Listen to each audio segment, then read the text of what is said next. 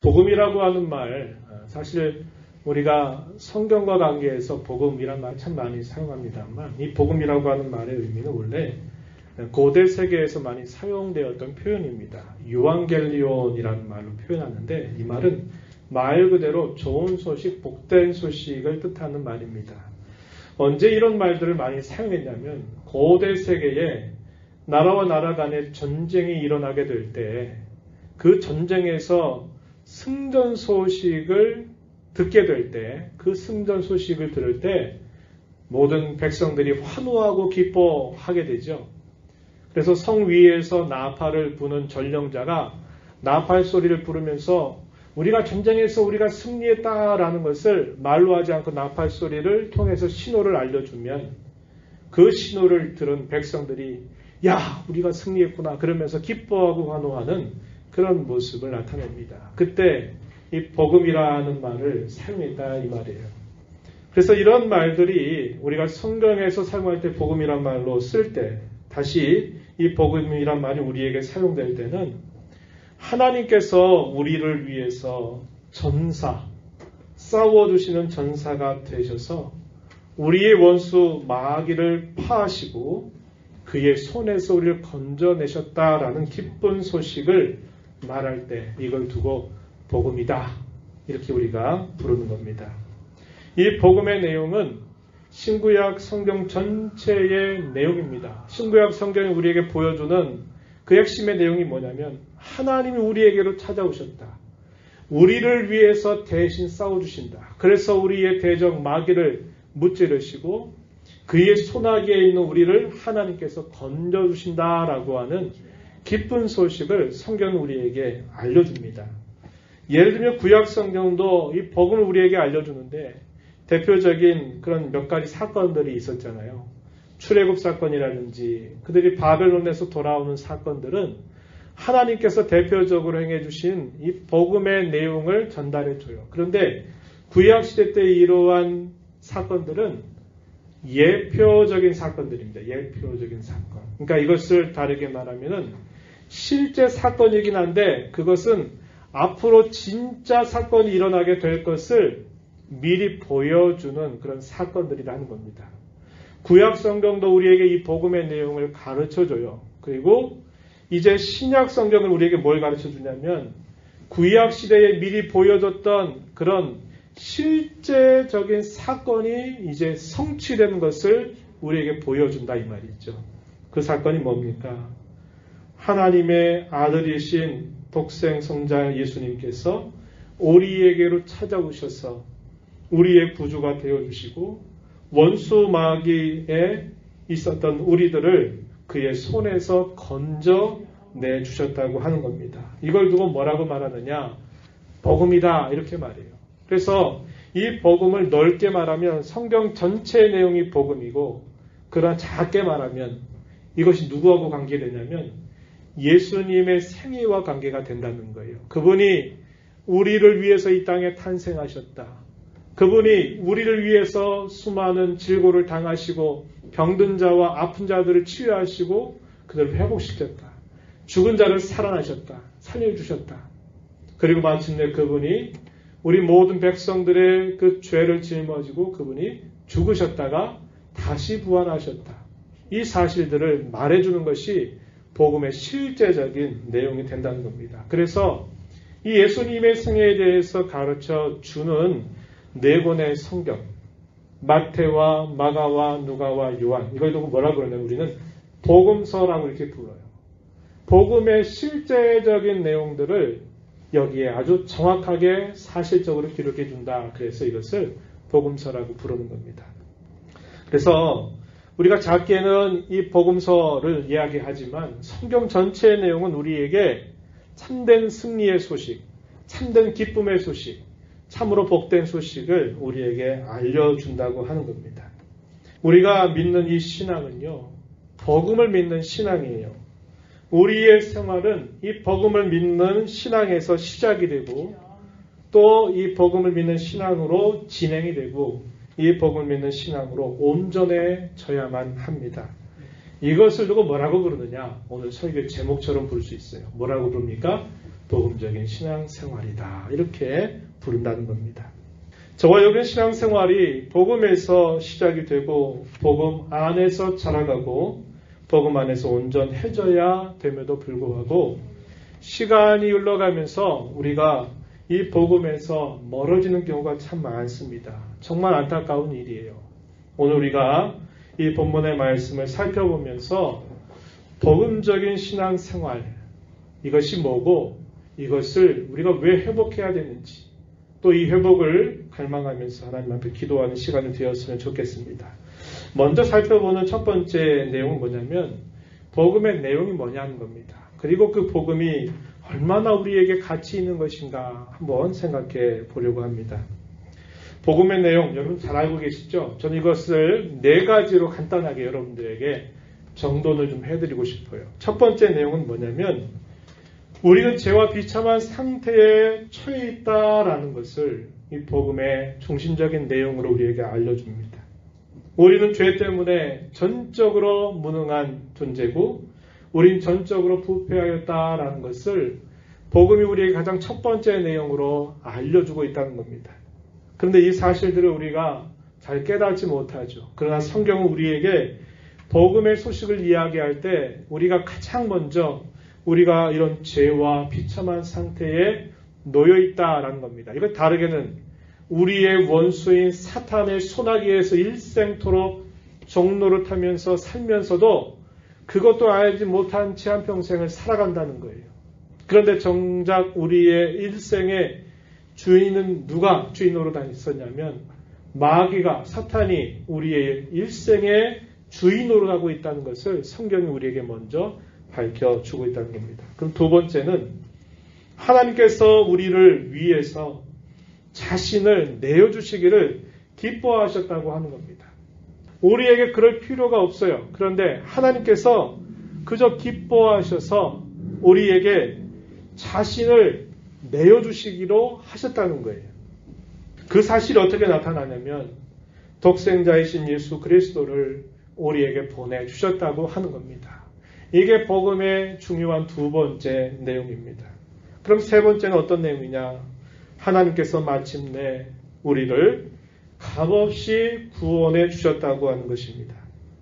값없이 구원해 주셨다는 거예요. 우리에게 무엇인가를 요구하고 우리에게 무엇인가 조건을 내세워서 우리를 건져주신 것이 아니라 어떠한 대가를 요구하지 않고 값없이 우리를 구원해 주셨다는 사실들을 복음은 우리에게 가르쳐 주고 있습니다. 우리에게 이루어지신 이 구원의 이야기는 과거에 있었고 지금도 진행이 되고 있고 그 구원은 장차 완성될 것이라고 우리에게 약속해 주고 있습니다.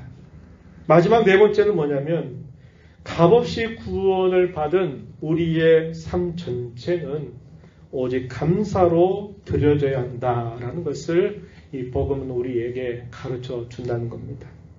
값없이 구원을 받았다는 겁니다.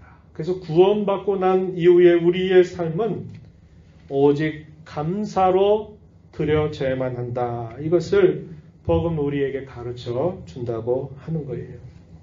그래서 우리가 구원받은 이후의 삶 전체는 무엇을 하든지 그것은 하나님께 받은 구원에 대한 감사로 드려지는 모습이 되어야 한다는 겁니다. 여기에서 선을 벗어나게 되면 우리가 잘못된 길로 빠지게 된다는 것을 우리는 기억해야 하겠다는 거예요. 이것이 복음이 우리에게 가르쳐주는 내용을 4가지 정도로 정리한 내용입니다. 그러면 이 복음에 대해서 오늘 우리가 읽은 본문에 보게 되면 이 복음을 얼마나 소중하고 가치 있게 여겼는가, 복음을 전했던 일꾼들이 어떻게 여겼는가를 우리는 이 말씀을 통해서 확인해 볼 수 있어요. 그리고 이 복음을 소중하게 여기고 가치 있게 여겼던 복음의 일꾼들이 그 복음을 전해줄 때 또 그 복음을 어떻게 받았는가, 데살로니가 교회의 성도들이 그 복음을 받았던 그 자세를 오늘 본문은 우리에게 잘 가르쳐주고 있어요. 자, 복음의 내용이 우리가 살핀 것처럼 그런 4가지의 내용을 담고 있다면 그 복음의 가치는 얼마나 소중하고 귀한 것인가를 우리에게 알게 해준다는 겁니다. 실제로 이 복음의 내용을 깨닫고 이 복음을 통해서 거듭난 복음의 일꾼들, 사도들은 복음을 얼마나 가치 있게 여겼을까요? 그것을 우리가 본문 속에서 살펴볼 수 있어요. 자, 이건 본문으로 한번 들어가 보겠습니다. 본문 1장 5절 하반절로 한번 가서 보세요. 5절 하반절 보면은 이렇게 말해줍니다. 우리가 너희 가운데서 너희를 위하여 어떤 사람이 된 것은 너희가 아는 바와 같다. 이렇게 말하죠. 우리가 너희 가운데서 너희를 위하여 어떤 사람이 된 것. 사도 바울과 그의 복음의 일꾼들이 이 데살로니가 지역으로 들어가서 어떤 자세와 모습을 가지고서 복음을 전했는지 여러분들이 잘 알고 있다. 이렇게 이야기를 했습니다. 또 9절 한번 가서 보세요. 9절 앞부분에 보면은 이렇게 말합니다. 우리가 어떻게 너희 가운데에 들어갔는지 이렇게 말하죠. 그것을 잘 알고 있다고 증언했다고 이야기해 줍니다. 데살로니가 지역으로 들어갔을 때 그들이 어떤 마음으로 이 복음을 대하고 어떤 마음으로 이 복음을 전했는지에 대해서 많이 알고 있다라는 사실을 이야기해 줍니다. 그 내용이 어떤 내용인가? 여기서는 우리 본문을 보면은 잘 소개가 안 되어 있지만 조금 뒤로 가서 보면은 이 내용이 소개되어 있어요. 2장 2절로 한번 가서 보시기 바랍니다. 2장 2절. 데살로니가서 2장 2절에 보면은 이렇게 사도가 말합니다. 너희가 아는 바와 같이 우리가 먼저 빌립보에서 고난과 능욕을 당하였으나 우리 하나님을 힘입어 많은 싸움 중에 하나님의 복음을 너희에게 전하였노라. 이렇게 말합니다. 데살로니가 지역에 들어가기 전에 그들이 빌립보라고 하는 곳에서 복음을 전하다가 거기서 얼마나 많은 능욕과 고난을 당했는지 고난과 능욕을 당하면서 지역으로 옮겨와서 데살로니가 지역에 도달했어요. 거기서도 만만치 않은 반대, 또 시련, 어려움, 많은 대적들 가운데서 복음을 전했다라는 것을 이야기해 줍니다. 많은 싸움 중에 하나님의 복음을 너희에게 전했다. 목숨을 걸고 복음을 전했다는 겁니다. 왜 사도들이, 복음의 일꾼들이 왜 이 복음을 그렇게 목숨을 걸고 전하려고 했는지 그것이 본문 속에서 표현되어 있는 거죠. 3절에 보면 이렇게 말합니다. 우리의 권면은 간사함이나 부정에서 난 것이 아니다. 속임수로 하는 것도 아니다. 이 말입니다. 간사함이나 부정함, 거짓된 소리를 여러분들에게 해서 현혹하기 위해서 목숨 걸고 그 복음을 전한 게 아니라 이것이야말로 진리고 이것이야말로 사람을 살리는 유일한 말씀이기 때문에 참된 진리를 여러분들에게 증언하기 위해서 우리가 여러분들에게 목숨을 걸고서 가서 복음을 전했다라고 이야기해 주는 겁니다. 또 조금 뒤로 가서 데살로니가서 2장 9절 가서 보면은 그들이 복음을 전할 때 어떻게 복음을 전했냐면 이렇게 말합니다. 우리의 수고와 애쓴 것을 너희가 잘 기억하고 있다. 즉 너희 아무에게도 폐를 끼치지 않으려고 밤낮으로 일하면서 너희에게 하나님의 복음을 전했다. 이렇게 이야기합니다. 10절에 가면 또 뭐라고 말하냐면 너희 믿는 자들을 향하여 어떻게 거룩하고 옳고 흠없이 행하였는지에 대해서 너희가 증인이다. 또한 하나님도 증인이시다. 라고 이렇게 이야기합니다. 그래서 그들에게 복음을 전하기 위해서 목숨을 걸고 이게 아니면 안 된다라고 하는 심정을 가지고 복음을 전했고 그들에게 폐를 끼치지 않게 하기 위해서 행여나 저 사람들이 자기들 배를 채우고 먹고 살 문제를 가지고 하기 위해서 우리에게 찾아와서 행여나 저렇게 하는 거 아닌가 하는 의심을 받지 않으려고 밤낮으로 일하면서 수고하면서 복음을 전했다라고 이야기해 줍니다. 뿐만 아니라 복음을 전하는 그들의 인격이나 그들의 모습이 거룩하고 옳고 흠없이 행하였는지 너희가 잘 지켜보았고 그 일에 대해서 증인이다라고 이야기해 주는 겁니다. 사도들이 이 복음이 무엇인가를 알았고 이 복음을 통해서 거듭남을 경험했던 이 사도와 복음의 일꾼들은 이 복음이 얼마나 가치 있는지 내가 이 복음 전하다가 죽게 되더라도 내가 이 복음을 전하겠다고 이야기하고 간사한 속임수나 유혹을 가지고 그들을 현혹하기 위한 것이 아니라 진리를 그들에게 전하기 위해서 했고 그 전하게 되는 교훈이 행여나 그들에게 어떤 일 때문에 장애가 되거나 또 그것이 걸림돌이 되지 않기 위해서 열심히 일하면서 그 복음을 전했고 또 그들의 태도와 인격과 그들의 삶의 모습이 거룩하고 흠이 없는 자로 살았던 것을 너희가 잘 기억하고 있지 않느냐 이렇게 이야기합니다. 왜냐? 그 복음이 그토록 가치 있는 것이기 때문에 이렇게 전했다고 이야기합니다. 이러한 복음이 그들에게 어떻게 전달이 됐고 그 복음을 들었던 데살로니가 성도들이 어떻게 그 복음을 받아들였는가 하는 것도 우리가 살펴봐야 되는 부분이죠. 그들에게 뭐라고 말하냐면요. 우리가 읽은 본문 5절에 보니까 이렇게 말해요. 복음이 너희에게 말로만 이른 것이 아니다. 말로만 너희 귓가에 그저 들려졌다가 사라진 것이 아니라 그 복음이 너희에게 능력과 성령과 큰 확신으로 된 것이다 라고 사도가 이야기해 줍니다. 5절, 본문 5절, 1장 5절에 보니까 능력과 성령과 큰 확신으로 된 것이다 라고 이야기해 줍니다. 그에 대한 구체적인 설명이 이제 우리가 어떤 거냐면 이렇게 표현되어 있어요.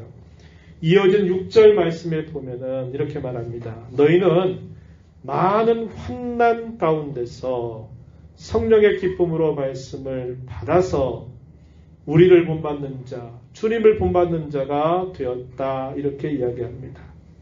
사도들도 복음을 전하면서 목숨의 위협을 느끼면서도 이 복음을 전했는데 많은 환난을 당하는 중에도 그들이 그 말씀을 받았어요. 복음을 받았는데 기쁨으로 받았다는 겁니다. 그것은 성령께서 그들의 심령 속에 주시는 그 기쁨으로 그들이 환난 가운데서 위협 가운데서 그 복음을 받았다고 이야기합니다.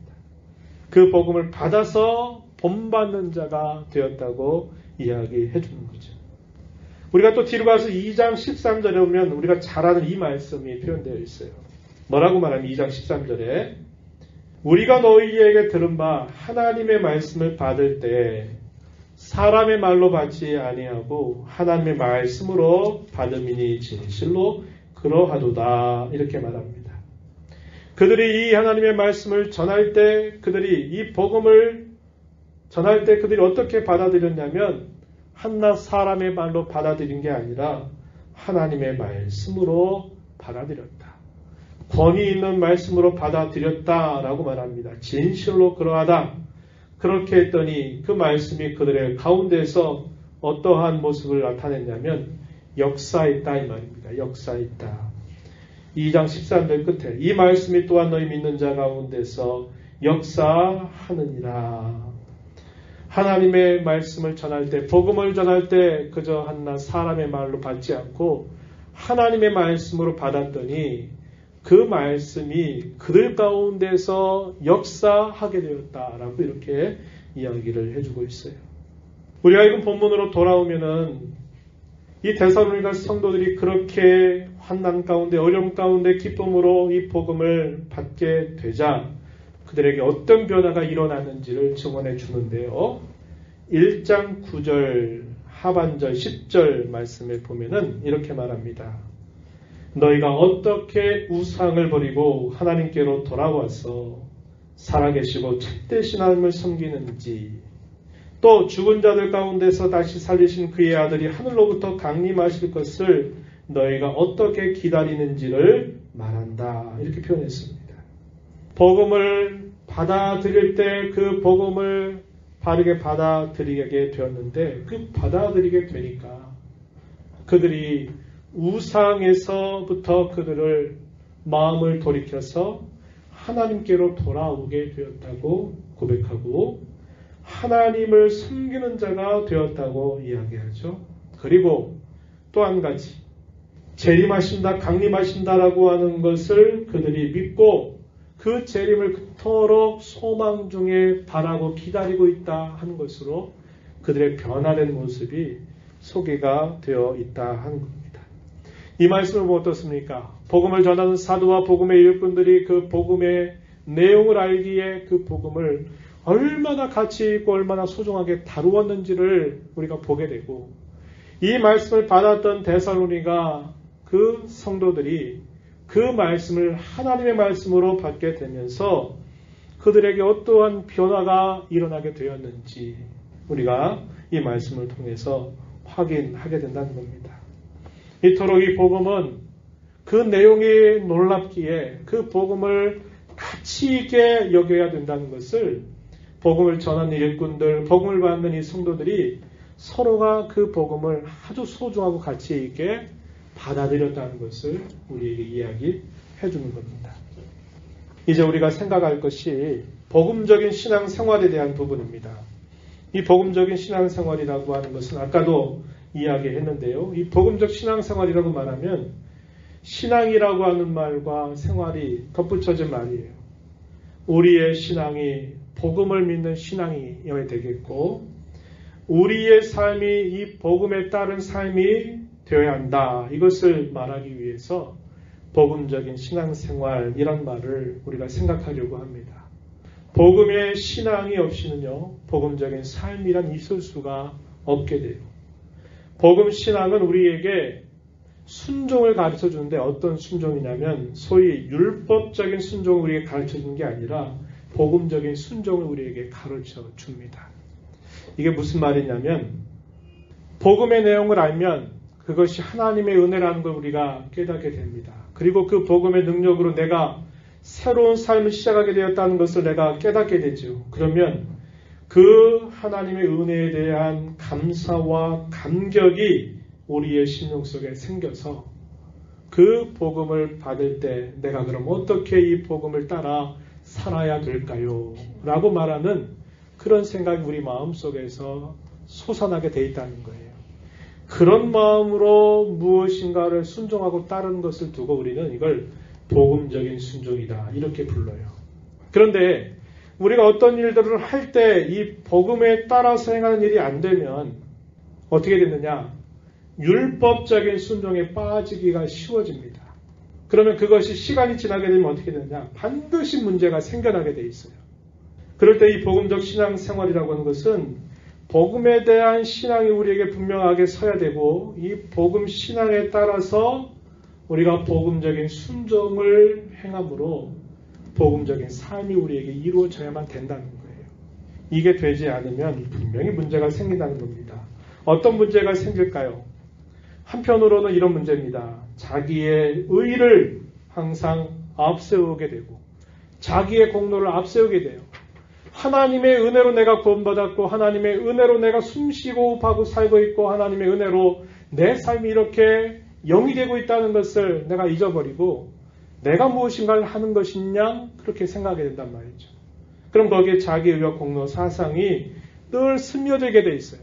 그리고 그러지 못한 사람에 대해서는 항상 뭔가 정죄하고자 하는 마음, 비판하고자 하는 마음들이 항상 솟아나게 돼 있다 이 말입니다.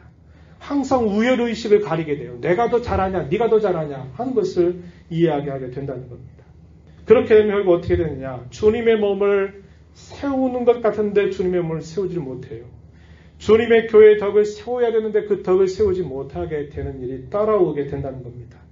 또 하나의 극단이 뭐냐면 방종적인 삶을 살아요.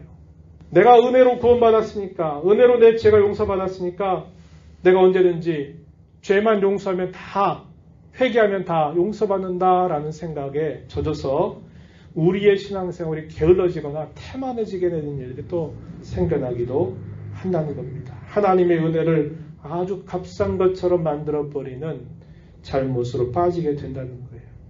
복음적인 신앙생활은 뭡니까? 복음의 은혜를 알기 때문에 겸손해지게 되고요. 복음의 은혜를 알기 때문에 하나님의 은혜를 더 사모하게 됩니다. 그리고 우리가 무엇인가 수고하고 남겨진 모든 그 열매는 내 것이 아니라 오직 하나님께 영광을 돌리는 모습으로 나타나게 된다는 겁니다. 이것이 복음적 신앙생활의 정상적인 모습이라고 하는 거예요. 그런데 여러분 돌아보세요. 우리가 이렇게 신앙생활을 시작한 것처럼 보이는데 시간이 흘러가면서 여기로부터 우리가 너무나 멀어져 간 모습을 발견하게 된다는 거예요. 다툼이 있고 우열의식이 있고 다른 사람에 대한 비판이 있고 자기의 어떤 행실에 대한 뭔가 인정받아야만 된다고 하는 것들이 우리 마음속에 끊임없이 솟아나고 이것이 되지 않으면 뭔가 불만족스럽고 뭔가 우리가 잘못된 생각에 빠져버리게 되는 일들이 나타난다는 거죠. 또 우리가 구원받은 것에 대해서 바르게 생각하지 못하고 아니란 생각 속에 빠지고 죄 짓는 것을 별것 아닌 것처럼 여기고 회개만 하면 다 된다고 하는 생각에 빠져서 우리가 하나님 앞에 바른 삶을 살지 못하게 된다는 거예요. 이것이 우리의 신앙 생활 속에 얼마나 많이 나타나고 있는 것을 우리는 많이 경험하고 있다는 겁니다. 오늘 이 말씀을 보면서요. 여러분 복음의 가치를 내가 얼마나 소중하게 여기고 있는가 한번 돌아보는 저와 여러분이 되었으면 좋겠습니다. 오늘 말씀을 통해서 우리는 복음을 대하고 전하는 이 사도들의 모습, 그 복음을 받아서 복음으로 살아가는 성도들의 모습을 우리는 함께 살펴보았습니다. 그들이 이 복음을 얼마나 가치 있게 여겼고 얼마나 소중한 것을 여겼는지를 우리는 살펴보았습니다. 복음이 우리의 신앙에서 또 우리가 하는 말과 우리 행실과 우리의 삶에서 복음이 천매받지 않도록 우리는 매우 주의해야 합니다. 복음의 가치를 우리는 소중하게 여길 수 있어야겠다는 겁니다. 마지막으로 복음적인 신앙생활을 회복하기 위해서 우리가 힘쓰자고 하는 겁니다. 우리가 신앙생활하다 보면 이런저런 이유로 인해서 우리의 신앙이 해이해질 때가 있어요. 또 우리의 신앙이 게을러질 때가 있습니다. 또 우리의 신앙이 흔들릴 때가 있어요. 안 그러면 좋은데 우리가 연약하기 때문에 이런저런 이유 때문에 그런 일이 생길 수 있다는 거예요. 이렇게 긴 코로나의 사태 안에 우리가 있게 되니까 나도 모르게 이런 일들이 일어나게 되는 것을 우리가 많이 경험하게 되죠. 그러면 그때 목사인 저가 여러분들에게 즉각적으로 혼내고 다그치고 엄포를 놓으면 여러분 왜 그렇게 신앙생활 합니까? 왜 여러분 안 합니까? 예배 왜 참여 안 합니까? 왜 헌금생활 안 합니까? 왜 새벽기도에 빠집니까? 라고 여러분들을 다그쳐 보세요. 그럼 여러분들이 하겠죠. 조금은 하겠죠. 그런데 그렇게 하는 것들이 효과가 없어요. 그때는 조금 하는 것 같이 되다가 또 시간 지나면 어떻게 됩니까? 또 원점으로 돌아가게 돼 있어요. 이건 쉽고 빠른 길일 수 있어요. 그러나 이것은 근본적인 일이 되지 못하는 겁니다. 제가 왜 여러분들에게 그렇게 다그치는 일을 하지 않느냐? 그렇게 해서 순간순간 그렇게 하려고 하는 것처럼 보이게 할 수 있지만 그건 근본적인 게 안 돼요. 그것은 율법적인 순종에 가까운 일이 되고 말아요. 조금 지나면 다시 돌아가요. 문제를 일으키게 되어 있다 이 말입니다. 저와 여러분의 신앙의 복음이 빠져버리면요. 복음의 은혜가 우리의 삶 속에서 사라져버리면 우리의 신앙 생활은 반드시 잘못된 길에 빠지게 되고 맙니다. 복음 신앙을 회복해야 합니다. 복음은 우리가 거듭날 때만 필요한 게 아니라 우리는 그 복음으로 살고 복음으로 열매 맺고 그 복음을 통해서 오직 하나님께 영광이 되어야만 되고 그 복음 앞에서 우리는 더 우리 자신을 부인하고 낮아져야 되고 겸손해야 되는 것을 우리는 늘 잊지 말아야 한다 하는 겁니다. 이러한 복음적인 신앙생활 우리가 다시 한번 하나님의 은혜를 사모하면서 이것을 이루어 나가는 저와 여러분이 되기를 진심으로 바랍니다.